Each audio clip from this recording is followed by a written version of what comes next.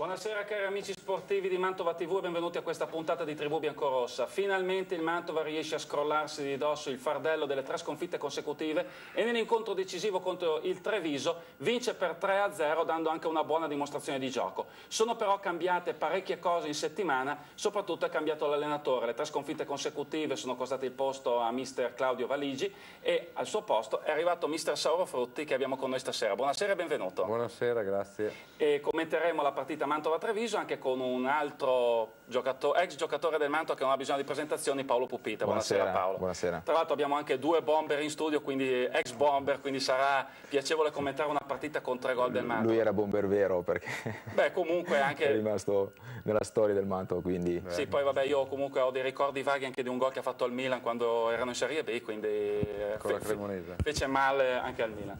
Direi di rompere gli indugi, ci godiamo finalmente una bella vittoria del Mantova, questo 3-0 contro il Treviso con le immagini raccolte da Gino Giacomini. Vediamo.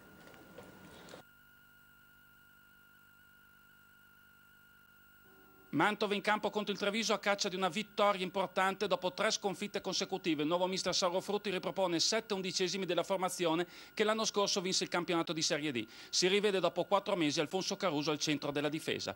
Nei primi minuti è subito Mantova. Al secondo minuto cross di Bersi, colpo di testa di Franchi, palla in rete, ma l'arbitro D'Angelo Di Ascoli annulla per fuorigioco dell'attaccante biancorosso. Si fa vedere in avanti il Treviso, colpo di testa di Ferretti e braccio di Bersi. Il Treviso reclama un rigore. Un minuto dopo Pietri Biasi viene fermato dal guardaline per un fuorigioco che non c'è. Ma è ancora la terna arbitrale sugli scudi, si fa per dire fallo di mano di Visintini, anche in questo caso l'arbitro lascia correre. Poi buona occasione per Pietri Biasi, il cui colpo di tacco esce a lato di pochissimo. Al 42esimo occasione per il Treviso con Ferretti che solo davanti a Portesi calcia alto sopra la porta del Mantova. Al 45esimo gol dei biancorossi, punizione di Franchi, colpo di testa di Caruso e gol del difensore biancorosso, seconda rete per lui, non poteva festeggiare meglio un rientro dopo 4 mesi sofferti fuori dal campo. Il secondo tempo dei biancorossi inizia sulla falsariga del primo, al 9, bel tiro da fuori area di Franchi, strepitosa rete di Tanino. 2-0 per il Mantova e quinta rete del numero 10 biancorosso in campionato. 2 minuti dopo Torromino l'occasione buona per riaprire la partita, ma il suo tiro da fuori scheggia la traversa. Il Mantova comunque gioca sul velluto. Al 68esimo cross di Colonetti e Pietri Biasi, da vero Condor, qual è il suo soprannome, trova il gol del 3-0 per poi abbandonarsi alla logica esultanza. Entra Del Sante proprio al posto di Pietri Biasi e all'85esimo l'attaccante si mangia il gol del 4-0 calciando addosso al portiere del Treviso, poi in girata non riesce a trovare lo specchio della porta. Arriva poi il fischio finale dell'arbitro, per il Mantova una vittoria importantissima, tanti applausi per i giocatori, qualche fischio ancora da parte dei tifosi nei confronti della società. Qualche fischio abbiamo detto dei tifosi nei confronti della società, nello spogliatoio era circolata anche la voce di un Bompieri arrabbiato che aveva annunciato un'altra volta le sue dimissioni, poi vedremo come si evolverà la questione nel corso della settimana. Nel frattempo ricordo ai tifosi che volessero intervenire in diretta che possono farlo chiamando lo 0376 246320 o lasciando un messaggio sulla pagina Facebook di Tribù Biancorossa o di Mantova Football Club. E proprio da un messaggio lasciato da un tifoso direi di partire con la prima domanda a mister Sauro Frutti. Domanda per il mister da parte di Ezio Calciolari: come mai la stessa squadra che lui conosceva oggi sembrava completamente trasformata in meglio dal punto di vista della qualità ma soprattutto della quantità? Quali modifiche concrete dal punto di vista tattico da lui apportate e pensa di portare avanti, e dal punto di vista psicologico come ha fatto dare una scossa così forte in pochi giorni? Per favore ci parli di questa settimana. Ora però serve continuità di risultati per la salvezza. In bocca al lupo e grazie. Cos'è cambiato? C'è un Mantova abulico, perché noi ce lo ricordiamo nel primo tempo col Borgo Buggiano, nella partita di Savona quasi frastornato, che oggi perlomeno ha dato subito dal primo minuto in cui si è trovato in campo ha dimostrato subito di avere voglia di giocare, di mettersi in gioco. Un attimo solo che però mi fanno segno che c'è una telefonata. Buonasera, chi è in linea? Ciao Nicola, sono Claudio. Ciao Claudio. Ciao. Buonasera anche in studio ai tuoi ospiti. Buonasera. Buonasera. Volevo fare i complimenti a mister Frutti. Grazie. Perché praticamente oggi secondo me ha messo in campo la squadra come diciamo per i giocatori che abbiamo è più idoneo, nel senso ha giocato col 4-4-2. Io ho sempre sostenuto che questo era il modulo migliore, perché non per niente quando giocavamo col 3-5-2, se non erro, sono state le partite che abbiamo subito le sconfitte più pesanti, se non sbaglio. Sì, adesso a memoria faccio un po' fatica ad andare a riaprire i cassetti, però... Ah beh, te lo dico io. Però in alcuni casi sì, adesso andando un pochettino così a ritroso, sì, è vero, Claudio. Ah sì, beh, col Poggi Bonsi, con l'Entella abbiamo giocato col 3-5-2, noi non siamo dati per quel modulo, con la difesa 4 siamo più coperti e sono contento che il mister abbia adottato questo modulo e secondo me ha giovato molto alla squadra. Spero che Portesi d'ora in poi rimanga in porta fino alla fine, perché secondo me il ruolo del portiere è troppo delicato per continuare a alternare i portieri. Girelli lo vedo meglio centrale piuttosto che terzino, anche se vedendo il Caruso di oggi sarà difficile d'ora in avanti toglierlo, credo, anche per il mister. Sono contento che Spinale finalmente faccia il ruolo che faceva come quando era in B, cioè lì a centrocampo, come Colonetti sulla fascia, e poi sono contento che il mister abbia messo in campo degli uomini come Versi e Pettarin, che non saranno dei fenomeni, però sono quei giocatori che sono stati accantonati secondo me troppo presto, e sono quei giocatori che giocano col cuore e per la maglia, secondo me ha fatto bene a riproporli. Volevo chiedere al mister, adesso la prossima partita rientrerà Zaninelli, si affiderà a una coppia centrale, diciamo, esperta, oppure diciamo ci sarà sempre Fonte a fianco di un difensore più esperto? Perché io personalmente mi piace di più quando siamo con una coppia più esperta, in mani sicure. Tipo Zaninelli Caruso o Zaninelli Girelli, ecco, adesso non so, il mister risponderà lui. Adesso gli giriamo la complimenti domanda. Ancora per oggi. Grazie mille Claudio. Prego, buonasera. Sì. Beh, abbiamo messo un po' di carne al fuoco, un po' si è lavorato in settimana e poi siamo già proiettati anche sulla prossima partita, che ricordiamo è mercoledì in casa con l'Alessandria, su quale coppia difensiva mettere in campo, però c'è sempre il problema delle quote, il Mantova si è giocato il secondo bonus oggi. Ma allora io credo che il discorso delle quote in questo momento ci interessa relativamente, cioè dobbiamo guardare noi a portare fuori dalla zona pericolosa questa squadra, nell'interesse della società, della città e un po' di tutti. Per quanto riguarda il discorso della squadra per mercoledì, dobbiamo ancora fare diverse valutazioni, perché oggi abbiamo finito con Girelli che aveva una distorsione alla caviglia. Ricordiamoci che abbiamo anche Sensi che è stato bloccato alla schiena e non sappiamo se lo recuperiamo. Dobbiamo valutare le condizioni di Caruso, che era mesi che non giocava e ha una condizione precaria, anzi è stato veramente bravo a mettersi a disposizione anche più del dovuto di quello che... Sì, poi su Caruso apriremo una piccola parentesi nel corso della trasmissione. Alcuni giocatori che hanno finito con i crampi, quindi domani mattina, tra l'altro facciamo allenamento, vedremo un pochettino queste situazioni, poi dopo avremo un po' le idee un po' più chiare per mercoledì. Al di là di questo, che credo che sia l'aspetto meno importante, la cosa più importante invece è questo gruppo che ha dato una dimostrazione, se ce n'era bisogno, che ha voglia di far bene, perché non dimentichiamo che io ho notato una cosa molto importante oggi. Sì. Quelli che sono entrati hanno avuto un approccio alla gara subito molto positivo, e questo vuol dire che il gruppo è unito, il gruppo è sano, ha voglia di far bene, anche quelli in panchina hanno sostenuto i compagni dall'inizio alla fine, e sono sicuro che andando avanti, al di là dei singoli, tutti questi giocatori avranno la possibilità di poter dare una mano al Manto, anche perché io sono fatto in un certo modo, può essere sbagliato, io credo molto nelle qualità morali delle persone, io credo prima nella persona, nel rapporto con la persona, poi dopo, quando una persona viene responsabilizzata e messa nella condizione di esprimersi al meglio, tocca a lui dopo. E oggi penso che la risposta è stata proprio in quel senso. La risposta è stata molto positiva. Paolo, tu sei già stato nostro ospite dopo un Mantova-Lecco che doveva essere, dopo 2 vittorie consecutive, il trampolino di lancio per il Mantova per rilanciarsi, e invece fu un mezzo passo falso che aveva quasi il sapore della sconfitta. Mantova poi è andato incontro ad un periodo di involuzione tattica, ha ottenuto una sola vittoria in 10 partite con 3 sconfitte consecutive. Oggi ha tirato fuori questa prestazione schierando 7 undicesimi della squadra che ha vinto il campionato l'anno scorso. È un po', secondo te, anche stato sconfessato un mercato che forse tra la stagione, tra il campionato di Serie D appena vinto e il campionato di C2 appena iniziato, non ha realmente potenziato la squadra? Ma al di là del potenziare o meno, ci sono dei momenti dove devono venire a galla i valori di certi giocatori che sono quelli un pochettino più di esperienza, e in questo caso oggi è andata bene a Caruso, altre volte va bene a altri giocatori. Si era incanalata una serie di insuccessi, diciamo, che poi alla fine ha portato quello che ha portato. Speriamo che questo risultato di oggi dia questo entusiasmo, questa scintilla, faccia capire a questa squadra per cosa deve lottare prima cosa e come venirne fuori. Già da mercoledì che avete una partita molto difficile, perché Alessandria è una buona squadra e Lima è costruita già era costruita a 8 undicesimi di giocatori che hanno fatto la finale per la B l'anno scorso. Una Alessandria poi molto diversa da quella che abbiamo incontrato all'andata, che era un po' smarrita ancora come nella sua identità. In generale, anche a livello societario.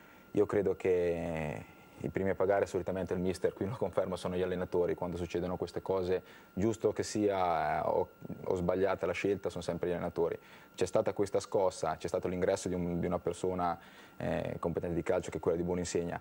Una serie di cose, oggi è arrivato questo risultato, non dimentichiamo che avevamo vinto anche a Treviso e avevamo avuto, non dobbiamo avere dei grossi picchi di entusiasmo, bisogna vivere dentro l'entusiasmo per cercare di portare avanti, esatto. Ecco, per come la vedo io. Perché Mantova si fa molto presto a Senfora, ecco, invece bisogna stare sul pezzo per queste gare, ma il mister lo sa benissimo.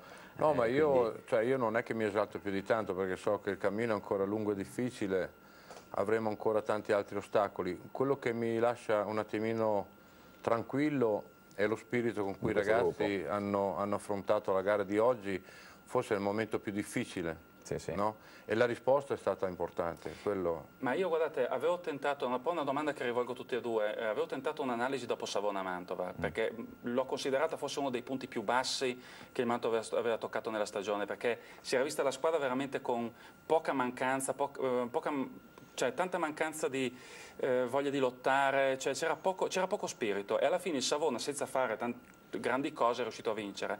E ho detto, forse il Mantova, dicevo nel viaggio di ritorno al collega che stava presentando la trasmissione, trovandosi a questo punto veramente sul fondo, può trovare la forza per risalire, cioè andando in campo senza avere più nulla da perdere, magari con un avversario che è considerato superiore, perché il Treviso veniva considerato come favorito alla vigilia di questa partita, il Mantova potrà trovare le energie necessarie. Anche questo, cioè liberarsi del condizionamento e pensare di dover lottare all'arma bianca, perché alla fine la salvezza, se vediamo, è questione di pochi punti. Può anche essere questo che ha inciso a cambiare lo spirito, Paolo? Ma guarda, la Serie C, per esperienza personale, la zona retrocessione dai playoff passano 3 punti, 3 o 4 punti, sì. Perché tutti gli anni si vede che la quinta è a 4 punti dalla zona bassa, quindi vuol dire che quell'attenzione a quelle 2 partite che ti girano male, che ti fa cambiare il campionato, perché da fare i playoff e fare i playout passa un'esagerazione, ecco. E quello che mi sento di dire è che lo spunto della partita d'oggi, il risultato, quel gradino in più di sicurezza è una cosa che bisogna mettere proprio per fare un altro gradino in più, che è mercoledì. Dopo è normale, nell'arco di una settimana ci sono stati dei cambiamenti, allenatore, società e via dicendo, quindi vuoi per una certa cosa, vuoi per un'altra, è arrivato a questo benedetto risultato. Se andava male oggi eravamo a piangere per altre cose, invece è andata bene, bisogna cercare di prendere spunto, come ha detto il mister, vedendo proprio il valore di questi ragazzi che nella difficoltà si sono sentiti stretti e hanno incominciato a mettere il cuore oltre l'ostacolo, non che prima non lo mettevano, l'hanno messo oltre l'ostacolo. Hanno messo cuore, però non basta il cuore. Secondo me, io ho visto anche con gli allenamenti di questa settimana anche una buona organizzazione. Noi oggi abbiamo giocato appunto col 4-4-2, che vuol dire tutto, vuol dire niente, perché tutti i moduli sono vincenti e perdenti, non è questo. E la disponibilità dei giocatori a mettersi a disposizione. Oggi io ho avuto una squadra che nel non possesso palla avevo 10 effettivi dietro la linea della palla, cominciando con un lavoro che hanno fatto veramente formidabile i due attaccanti nella fase difensiva. Questo ha permesso di rimanere sempre compatti, di rischiare il meno possibile, e poi sono stati bravi anche sul recupero della palla quando c'era bisogno di accelerare o quando c'era bisogno un attimino di tenerla. Sono stati molto bravi. Questo vuol dire che hanno capito come dobbiamo giocare, senza troppo fino, però anche facendo le cose giuste al momento giusto, nella situazione, capendo la situazione, adattandosi esatto. Però con questa compattezza sicuramente noi riusciamo anche a ritardare un po' l'azione avversaria e quindi a posizionarci meglio, rischiare di meno. Benissimo, direi che adesso abbiamo parlato un po', insomma, intanto abbiamo già introdotto l'argomento, insomma, la partita del Mantova, poi vedremo nella seconda parte le interviste. Io direi adesso comunque di dare un'occhiata ai risultati della 28ª giornata nel girone A di Lega Pro Seconda Divisione. Chiedo alla regia di far partire la grafica. Alessandria San Marino 0-0, Bellaresia Marina Borgo Buggiano 0-0, Casale Montichiari 3-2, Cuneo Valenzana 1-0, Lecco San Bonifacese 2-1, Mantova Treviso 3-0, Poggibon Sirenate 2-0, Pro Patria Giacomense 0-0, Rimini Savona 2-2, Entella Sant'Arcangelo 2-1.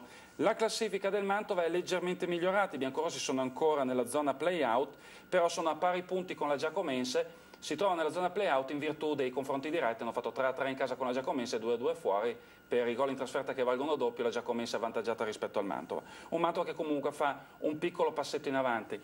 Un passetto in avanti prima di andare in pubblicità, mister, importante in vista di un marzo che è carico di impegni. C'è un turno infrasettimanale, poi ci sarà anche un recupero, quindi c'è da centellinare le forze. Sì, tra l'altro il 21 abbiamo il recupero col Bellaria, che è 2 trasferte consecutive in Romagna. È uno scontro diretto, quello sarà una partita molto importante, per cui abbiamo bisogno di tutte le energie possibili e di tutti i giocatori. Per quello che riguarda invece un po' l'idea che si è fatto del campionato, insomma, quando è iniziato, ricordiamo come vice di Archimede Graziani, campionato del Mantova, c'erano dei valori leggermente diversi, un San Marino che arrancava, che poi invece abbiamo visto in che posizione di classifica si trova, una Giacomense che era partita benissimo e adesso invece lotta per la salvezza con il Mantova. Che idea si è fatta in questo periodo di stand-by? Io penso che la C2, come le altre categorie, certi valori vengono fuori dopo 9-10 giornate. E dopo 9-10 giornate abbiamo visto le squadre che avevano determinati valori e che sono là, non c'è niente da fare. Anche se devo dire che ogni domenica, ogni partita non è scontata, perché anche i risultati di oggi lo dimostrano. Per cui è un campionato molto equilibrato dove magari sì, ad esempio nessuno ipotizzava ad esempio il pareggio della Giacomense sul terreno della Pro Patria, che è una squadra... il Savona che ha pareggiato a Rimini, mi pare. Ad esempio anche. Sì, il Lecco che ha battuto a San Bonifacese. Savona-Rimini effettivamente, il Savona poi nelle condizioni di società in cui si trova. Cuneo ha vinto 1-0 con fatica. Insomma. Perché poi quando incomincia a essere verso il finale i campionati diventa sempre più duro far punti dappertutto, perché chi che deve salvarsi, chi deve cercare di andare ai playoff, chi il proprio obiettivo diventa sempre difficile. Io credo anche ad esempio il Lecco con la vittoria di oggi comincia a credersi anche il Lecco. Sì, ha ancora è molto staccato dal Montichiari, dalla zona play-out, però effettivamente con del resto si fa presto, insomma, con 2 vittorie consecutive. Se permetti, noi dobbiamo pensare a noi, dobbiamo pensare... No, infatti, giustamente. Per cui meglio facciamo prima... L'importante è continuare a mettere insieme dei punti e allungare in classifica. Esatto. Direi che è giunto il momento di andare in pubblicità, alcuni consigli per gli acquisti, poi ci rivediamo qua con le interviste post partite e altri commenti su Mantova Treviso, fra poco. Rieccoci in studio con Tribù Biancorossa, leggiamo qualche messaggio che i tifosi hanno lasciato sulla pagina Facebook di Tribù Biancorossa o di Mantova Football Club. Alessandro Martorelli, oggi è stata una giornata da libro cuore, vedere Pettarin, Bersi, Caruso e Fonte giocare dal primo minuto e dare tutto e vincere 3-0 con un Eurogol di Franchi e una capocciata di Caruso, una deviazione da rapace dell'area di rigore qual è Petri Biasi, ci voleva una giornata così. Paolo Paolazzi, stiamo calmi, bene così, pensiamo alla prossima, fino alla fine testa bassa e pedalare. Cristian Meloni, parlare con certe persone ti fa capire tante cose, con estrema educazione dico, Famà, qui non c'è posto per te. E qui si riferisce ad un battibecco, che poi insomma leggeremo altri messaggi sul tema, tra Famà e alcuni tifosi che avevano aspettato la dirigenza fuori dallo stadio. Direi, prima di fare qualche altra domanda ai nostri ospiti, di gustarci invece l'intervista a Roberto Bonisegni, il nuovo direttore tecnico del Mantova. Con un momento d'attesa, adesso dovrebbe partire il servizio. Devo dire che la squadra ha fatto un'ottima gara, messa bene in campo. quando si batte una squadra come il Treviso 3-0 poi non c'è da dire, diciamo che è stato un bel weekend. Ho visto la squadra insomma ridere, scherzare, siamo andati in ritiro per quello, insomma hanno accettato il ritiro bene, sai, li vedi subito quando una squadra ride e scherza, vuol dire che insomma va abbastanza tutto bene. Comunque non esaltiamoci, abbiamo vinto solo una partita. Certo che siamo partiti bene. C'è da ringraziare il pubblico, anche la curva, che sono sempre bravi a sostenerci in questi momenti, cominciato dal primo minuto all'ultimo, poi ci sono venuti dietro perché sono stati bravi i ragazzi, dar 3 gol a questa squadra non è facile ed è finita insomma, diciamo, con gli applausi. Un Roberto Boninsegna visibilmente contento, anche se ha cercato di buttare un po' di acqua sul fuoco dell'entusiasmo. Paolo, Roberto Boninsegna, l'uomo giusto nella figura di direttore tecnico per un Mantova che era veramente, si era ritrovato ad annaspare nei bassi fondi della classifica? Ma sì, secondo me sì, questa è la mia opinione. Poi dopo già dalle parole si capisce che è un uomo di calcio da anni, perché ci sono lette dichiarazioni quando si vinceva, chissà cosa si pensava, quando si perdeva succedeva che invece ci vuole il giusto equilibrio in tutte le cose, e chi ha fatto calcio sa come vivere queste situazioni, specie chi ha fatto calcio a Mantova e sa come Mantova, come piazza, come ambiente, quindi ha fatto dichiarazioni giuste. Secondo me l'uomo giusto sicuramente è sempre, come diceva il mister, 4 occhi sono meglio di 2, e quando si hanno sopra magari persone che ti danno delle direttive e c'è stima e considerazione, poi si ascoltano anche, quindi secondo me si potrà solo che crescere. Poi dopo dove si può arrivare questo non si sa, perché nel calcio palo fuori, palo dentro, cambia la partita, però si può sempre sicuramente solo che crescere avendo persone che hanno fatto questo lavoro, il calciatore o il calcio o l'allenatore, via. Mister Frutti, sì. Boninsegna è il nome che ha catalizzato l'attenzione dei giornalisti in questa settimana di transizione da Savona a questa bella vittoria col Treviso, però ovviamente contemporaneamente è venuto fuori il suo nome come quello di nuovo allenatore. Dopo la prima esperienza delle prime 6 giornate, quando poi si era conclusa bruscamente con l'interruzione dell'esperienza di Archimede Graziani, lei pensava che sarebbe ritornato presto, così presto sulla panchina del Mantova? E poi soprattutto com'è stata questa settimana di attesa quando il suo nome pian piano ha cominciato a guadagnare quotazioni e alla fine è diventato ufficiale?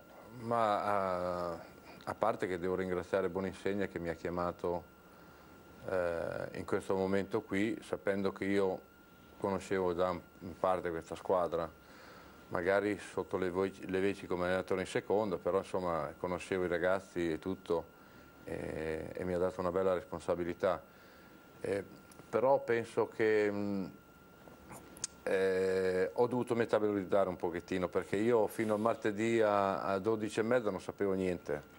Mi sono ritrovato a vedere la Beretti, mi sono ritrovato alle 2 al campo. Certo. E di fronte a fatto compiuto, ma io ho detto, ho avuto bisogno un attimino di metabolizzare questa cosa qua. Una volta messa dentro sono partito. Però il fatto di conoscere tanti ragazzi ha aiutato questo? Certo, questo senz'altro, però a parte che io sono il primo tifoso del Mantova, perché sono legato al Mantova sia come giocatore che come allenatore, per cui qualsiasi cosa posso fare nel mio piccolo per il bene del Mantova lo faccio a braccia aperte. Però è chiaro che ho avuto un momento di, non dico di sbandamento, però... Una domanda magari banale, è necessario essere uno che è già transitato al Mantova magari da giocatore per poter conoscere bene la piazza e far bene anche come allenatore? Che Mantova comunque è una piazza particolare, cioè non è una piazza come le altre. Ma io credo che non sia Cioè conoscere bene l'ambiente, ecco, comunque, perché Boninsegna non ha mai giocato nel Mantova, però insomma... Io non lo ritengo importante questo, l'importante è credere nelle proprie possibilità e poi rapportarsi con i giocatori nel modo giusto. Io la penso in determinate cose, alle volte possono andare bene, possono andare male. È chiaro che anche conoscendo l'ambiente, conoscendo la piazza, un piccolo vantaggio ce l'ho, almeno quello lì.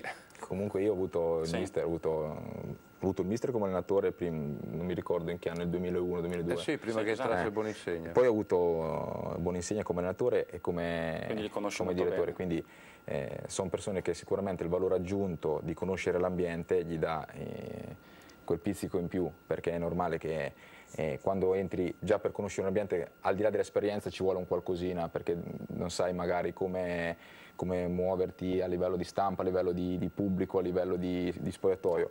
loro sono persone che sono, anche se il mister poi, ripeto, eravamo due settimane fa a vedere la Berretti del Mantova quando è stato mister. Sì, a quindi Ferraro. sì, Buoninsegna è sempre stato vicino al Mantova come figura, come persona, quindi sono persone che conoscono l'ambiente, sicuramente è quel valore in più. Credere nelle proprie possibilità, attaccamento alla maglia, due caratteristiche che sicuramente non fanno difetto ad Alfonso Caruso, che oggi è rientrato dopo un'assenza di 4 mesi per motivi che poi magari ricorderemo dopo, magari parlando un attimo con Paolo, e ha segnato un gol importante. Sentiamo la sua intervista dove al termine appare anche visibilmente commosso per l'accoglienza che gli hanno riservato i tifosi.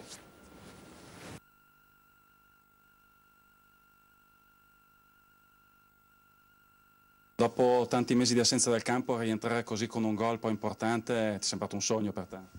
Beh, sicuramente è stata una soddisfazione. Io in questi mesi ho lavorato per far sì che le cose si rimettessero a posto. Oggi è stata una buona prova personale, una buona prova di squadra contro un Treviso che ha confermato il proprio valore. Per cui 3 punti importanti, anche se ancora il cammino è abbastanza lungo. La linea di oggi è stata quella di puntare sullo zoccolo duro dell'anno scorso e non si può dire che non abbia dato ragione a chi ci ha pensato. Di sicuro oggi, poi d'altra parte al Martelli il pubblico ha quasi sempre risposto secondo le aspettative, perché comunque oggi grande cornice. E ti ripeto, penso una vittoria meritata sulla quale nessuno possa avere dei dubbi. Tua parola per i tifosi hanno contestato il momento difficile della squadra, ma sempre in maniera molto civile, e oggi addirittura hanno sostenuto la squadra forse ancora di più. I tifosi secondo me oggi c'è poco da dire, hanno trascinato la squadra, perché comunque non era una partita facile, siamo stati bravi a trovare l'episodio, loro hanno risposto alla grande come sempre e quindi speriamo di riviverne qualcun'altra di queste giornate. L'uscita dal campo, per come la vedo io, è stata molto meglio del gol, perché comunque molto probabilmente la gente ha capito un periodo di sofferenza di un giocatore, probabilmente, mi permetto di dire, immeritato, per cui si sono messi forse dentro di me, hanno capito che da parte mia c'è sicuramente voglia di dare una mano, così come è stato l'anno scorso. Era un po' emozionante. Un Caruso felicissimo e gli auguriamo di poter essere un valore aggiunto in questa rincorsa alla salvezza da parte del Mantova. C'è un tifoso che ci ha scritto sulla bacheca Facebook, Stefano Tarocco: sinceramente la vittoria di oggi mi fa incavolare, eufemismo, per quello che forse sarebbe stato avendo fatto scelte diverse. Lo dimostrano la prova di Bersi, Caruso, Franchi e Pettarin. Siamo sicuri che il gruppo dell'anno scorso non avrebbe potuto competere in C2? E qui te la giro, più che al mister Frutti, la giro a Paolo Pupita, che magari come osservatore esterno. Vedendo anche quelle squadre, è una domanda che un po' ogni tanto riciccia fuori nel corso della stagione. Vedendo quelle squadre come Rimini, come il Cuneo, come il Treviso, che l'anno scorso erano in Serie D e che sono competitive. Come la stessa Tritium di 2 anni fa. Perfetto. E il Pizzichettoni all'epoca di quando c'ero io, il Cittadella che della C2 ha fatto... Vedendo certi nomi grossi dell'anno scorso che sono stati un po' accantonati, non rimane magari anche... Qui il discorso va a monte, perché i cambiamenti sono stati fatti a inizio stagione. Sì, esatto. Non sono stati fatti né in corsa né ora. No. Ecco, quindi sono stati, diciamo, programmati. Sono stati o non programmati, ecco, nel senso, senza criticare nessuno, perché quando si fanno le cose si cerca di farle per il bene, ci mancherebbe altro. Chi non lavora non sbaglia, quindi... Però il discorso è semplice, ci si poteva basare serenamente sulla squadra dell'anno scorso facendo qualche innesto, ma non per il valore della squadra dell'anno scorso, perché al di là del girone che era nel girone dove giocavo io, non era un gran girone, quindi qualche ritocchino bisognava farlo. Al di là della luce di andare a vedere la categoria sopra che livello fosse. Non so se mi sono spiegato, nel senso che la squadra l'anno scorso nella categoria sopra poteva essere ugualmente competitiva, perché il girone di C2 di quest'anno, a parte quelle 4 squadre che sono davanti, diciamo che fanno un po' fatica tutte, dopo tolto il Casale, Rimini, lo stesso Treviso oggi che è una buona squadra, però è una neo promossa, quindi è un discorso fatto un po' a monte. O si aveva paura di cambiare troppo perché sopra il girone era difficile, non conoscendolo, e invece magari con piccole cose, adesso con i sei ma, dici adesso con piccole cose potevamo rimanere e essere competitivi, ma adesso questo è un discorso che aveva fatto 7 mesi fa, 8 mesi fa. Benissimo. Quindi adesso è facile. Un altro dei grandi protagonisti della scorsa stagione è stato protagonista oggi Mantova-Treviso, è Stefano Franchi, lo abbiamo intervistato subito dopo la partita, vediamo. Un attimo. Un gol bellissimo, si ritorna alla vittoria, oggi è andato tutto alla perfezione. Sì, sono molto contento per la vittoria, per aver portato a casa questi 3 punti fondamentali. In casa soprattutto vorrei ringraziare i tifosi che dal primo minuto fino alla fine ci hanno sostenuto anche in questo periodo di difficoltà. Un grazie di cuore a loro e a tutta la gente che è venuta oggi allo stadio. Ci ha fatto molto piacere vedere un'ottima cornice di pubblico oggi e siamo veramente contenti. Trovo decisamente molto bene, già da giovedì in amichevole abbiamo visto che c'era già questo buon possesso palla tra di noi, questi movimenti che facevamo, è andata bene anche oggi. 7/11 della squadra dell'anno scorso, è stato un po' anche oggi il ruggito della vecchia guardia? Ma difatti parlare prima con i compagni, oggi rispetto ad altre partite eravamo rognosi perché anche solo 0-0 abbiamo rischiato qualcosa, però anche in campo si capiva subito che eravamo una squadra molto più rognosa, molto simile a quella dell'anno scorso. Rieccoci in studio, dopo le dichiarazioni di Stefano Franchi diamo un'occhiata anche alla Moviola perché oggi ci sono stati degli episodi un po' dubbi, una direzione di gara che è finita 3-0, quindi tutto è bene quel che finisce bene, però l'arbitro D'Angelo Di Ascoli non è che ha convinto moltissimo. Direi di far partire il contributo, poi magari ci stopperemo in alcuni punti. Il primo episodio è al secondo minuto del primo tempo, cross di Bersi, colpo di testa di Franchi, palla in rete e l'arbitro nulla per fuorigioco. Paolo, mister, un commento, adesso dovremmo rivedere. Il fermo immagine direi che chiarisce che... Vedendo così, a meno che non ci sia qualcuno dietro, sembra fuori gioco. Ma il problema è che qui non si vede non il campo si vede largo, di là. Sì, possiamo ipotizzare nella prosecuzione dell'azione che gli altri giocatori fossero indietro. Perché arrivano in corsa. Però bisognerebbe vedere, è difficile. Da così non si capisce bene. Sicuramente il guardialine era in linea, non possiamo... Altro episodio, al 13°, qui c'è un colpo di testa di Ferretti, la palla viene stoppata da Bersi e qui il Treviso ha protestato per il fallo di mano. Qui abbiamo bloccato l'azione. Ma io non vorrei per essere di parte, ma mi sembra involontario il fallo. Sì, è mano, però è difficile anche da vedere, mister. Cioè, l'arbitro era messo proprio... Ma io l'ho visto dalla panchina. Braccio un po' largo. Sì, però mister si vede Sì, magari possiamo ritornare indietro se riusciamo un attimo con... chiedo alla regia se l'impressione che ho avuto a parte che Bersi è volontario. Non è che apre il braccio così. Sì, poi la palla dà l'impressione di essere arrivata a Bersi quasi da dietro, tra non da davanti. Tra l'altro, secondo me è stata anche deviata dal giocatore del Treviso che c'era davanti. È involontario proprio, vedi che è involontario, esatto. E poi lui, essendo proprio in diagonale verso la porta, l'arbitro non lo vede. Sul colpo di testa, vedi? Sì. Non è che c'è il braccio aperto. No, involontario ci batte. È chiaro che ci può anche stare. Se lo vede magari rischi che lo dia poi dopo. Un minuto dopo l'arbitro ne combina un'altra. C'è Franchi che serve Pietribiasi che lanciato solo verso la porta del Treviso. Questo non è fuori gioco. Fischiato fuori gioco, qui direi che praticamente, adesso vabbè abbiamo fatto un fermo immagine, ma direi che a occhio nudo... È proprio un errore questo grosso. Proprio, il guardialine tra l'altro è in linea, vede perfettamente, quindi non capisco come abbia fatto a valutare così. E la Terna, che nel primo tempo veramente è andata in barca, dopo il risultato gli ha dato una mano, non ha visto anche questo episodio, ho detto fallo di mano, qui sembra quasi più un contatto di spalla, perché il braccio mi sembra abbastanza aderente al corpo. Sì, ma ha preso la palla sul braccio, anche questo secondo me è come quello volontario.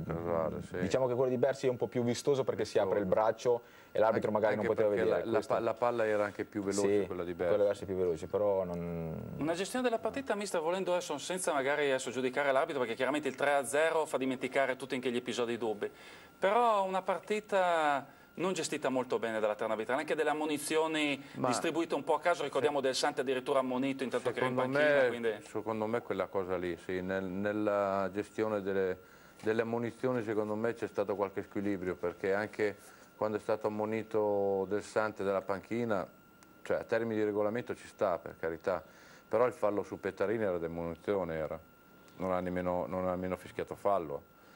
E ha ammonito Pettarini invece per un fallo abbastanza normale. Anche il fallo di Girelli non penso che fosse un fallo d'ammonizione. Cioè, se avesse dovuto tenere lo stesso metro. Abbiamo avuto l'impressione in tribuna stampa che l'arbitro avesse il timore quasi di aver sbagliato la prima decisione sul gol di Franchi e poi nel tentativo di raddrizzare la barca non ha fatto altro che imbarcare ancora più acqua, cioè creando, perché la partita a un certo punto si era anche un pochettino incattivita, cioè ha rischiato veramente di sfuggirgli di mano, proprio il Mantova ha fatto altri 2 gol, la partita è andata sul 3-0, quindi buon per lui. Signori, cerchiamo di capire una cosa, che noi lottiamo per la sopravvivenza. Esatto, quindi bisogna farsi sentire. Sul piano calcistico, a livello di concentrazione, di cattiveria agonistica, ne dobbiamo avere da vendere. Sì. L'unica cosa, ecco, che se ammonisci un giocatore che è in panchina e via dicendo, vai a mettere in difficoltà una squadra che deve cercare di salvarsi con tutti questi incontri anche settimanali, bisogna che ci siano tutti a regime. Se magari si viene ammoniti per una stupidaggine o per un errore arbitrale o per un qualsiasi cosa che non ci dovrebbe essere, vai a mettere in difficoltà giocando mercoledì, domenica. Comunque al di là delle pecche dell'arbitro dobbiamo essere più bravi anche noi. Dobbiamo capire che in certe situazioni forse è meglio fare un gran respiro. Perché tra l'altro, non lo so, io qui lo giro anche a 2 persone che hanno il campo, l'hanno vissuto direttamente da giocatore.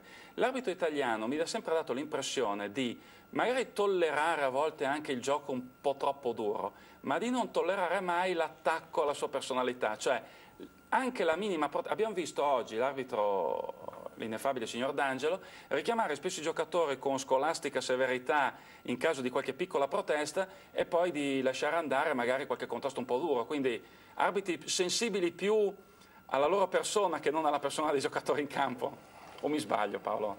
Ma io ho preso multe salate per i vari vaffa che magari mandavo qualche arbitro, quindi non sono sicuramente, neanche adesso invecchiando, quando gioco ancora, perché alle volte noi pensiamo a giocare e poi anche in categorie superiori l'arbitro voleva avere un rapporto, allora se tu vuoi avere un rapporto sappi che ci scappa, come si riceve, ecco. Però alla fine la stragrande maggioranza è permalosa, come i calciatori, anche i calciatori sono permalosi e ci si becca e magari un'entrata da dietro non te la puniscono, un atteggiamento rischi di saltare 2 giornate. Condivide questa posizione, mister? Cioè, adesso senza chiedere un giudizio su tutta la classifica, al di là del rispetto, perché volendo... io devo cercare, noi dobbiamo metterci anche nei panni dell'arbitro, che è uno contro... Sì, non è facile. Contro 2500. E quindi anche l'arbitro può sbagliare, se poi dopo viene anche un pochettino aggredito, diciamo così, verbalmente, e dopo c'è l'arbitro che tollera e l'arbitro che non tollera, però... Non dobbiamo fare esclusivamente una colpa agli arbitri, ma dobbiamo, secondo me, anche creare una cultura calcistica diversa, cioè di rispettare di più a livello personale. Forse si eviterebbero anche queste situazioni. Infatti, ripeto, mister, io non ero ad esempio, quindi perché poi quando giochi ci sono tante componenti, la tensione, il risultato, la situazione, sbagliano perché sbagliano. Comunque vale anche per l'arbitro. Vale anche per l'arbitro. Infatti quindi... mister ho cercato di giocare a pallone il più lungo possibile. Non ho fatto l'arbitro. Allora, archiviando Mantova-Treviso, lo sguardo si proietta avanti, ma solo di 3 giorni. Mercoledì il Mantova è di nuovo in campo il Martelli con l'Alessandria. Partita, insomma, brevemente siamo in chiusura di trasmissione, mister, una partita da prendere con le pinze perché l'Alessandria è cambiato, lei non c'era già più ad Alessandria, ma la squadra è cambiata moltissimo dal girone d'andata, proprio come convinzione e come risultati. Ma allora, intanto noi dovremo incontrare tutte squadre che almeno sulla carta sono più forti di noi. Il mese di marzo è abbastanza pesante. I numeri sono quelli lì e quindi non è che ci dobbiamo nascondere oppure avere dei timori e compagnia bella. Dobbiamo andare in campo consci delle nostre possibilità e dei nostri valori. E secondo me il risultato di oggi può aiutare anche in questo senso, cioè questi ragazzi dovrebbero cominciare a capire che hanno delle qualità. Se le sanno sviluppare nella maniera giusta, queste energie diventano positive e dopo si vede quello che si è visto oggi. Però dobbiamo continuare, non è facile. Lavoreremo per questo, cercheremo di dare il massimo ognuno per quello che compete per il proprio ruolo, con la speranza e l'augurio di poter soddisfare i nostri tifosi e portare a casa questa benedetta salvezza. E questo ce lo auguriamo. Siamo arrivati alla conclusione di questa puntata. Io ringrazio i miei ospiti, a cominciare da Sauro Frutti, dal mister del Mantova. Grazie per l'invito. E buon lavoro. Grazie. Grazie a Paolo Pupita. E poi insomma ci vedremo, speriamo anche nelle prossime puntate, magari per commentare, speriamo qualche altro successo del Mantova. Speriamo. Noi, gli appuntamenti di Tribù Biancorrossa subiscono una leggera modifica. Mercoledì faremo una puntata short per raccontare Mantova-Alessandria, cercando di mettere dentro tutto, comunque la sintesi, le interviste post partita. Poi l'appuntamento invece con la versione lunga della trasmissione è tra 7 giorni dopo Poggi Bonsi Mantova. In studio con Alessandro Soragna ci saranno 2 ospiti che come sempre teniamo top secret. Prima di concludere questa puntata io volevo rivolgere personalmente, da conduttore di Tribù Biancorrossa, i miei complimenti ai tifosi del Mantova per come hanno saputo gestire il momento difficile del Mantova, contestando ma sempre in maniera civile e soprattutto senza aver mai fatto mancare il sostegno in campo alla squadra. Questa è stata una cosa importante. E oggi sono stati spalleggiati anche da un gruppo speciale di tifosi. Alcuni tifosi dell'Aston Villa, quindi tifosi inglesi, sono arrivati qua a Mantova, sono andati in curva, hanno indossato le maglie della società biancorossa e hanno tifato per il Mantova, aiutandolo, sostenendolo in questa vittoria contro il Treviso. Quindi ci lasciamo con questo corretto benaugurante dei tifosi inglesi dell'Aston Villa, ma diciamo anche del Mantova, dandovi l'appuntamento tra 7 giorni, anzi tra 3 giorni con la versione short di Tribù Biancorrossa e tra 7 giorni con la puntata completa dopo Poggi Bonsi Mantova. Arrivederci e come sempre forza Mantova! Mantova, Mantova,